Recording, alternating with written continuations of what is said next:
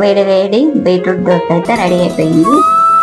చూడండి ఎలాగుందో, beetroot smell అనేది ఉండదు. ట్రై చేయండి. దీనిలో కాంబినేషన్ టమాటా చట్నీ అయితే చేశాను.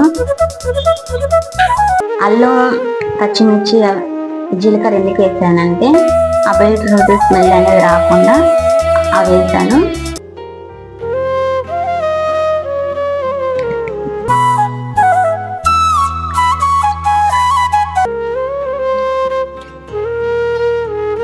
సూపర్ ఉంది టమాటా చట్నీ కాంబినేషన్.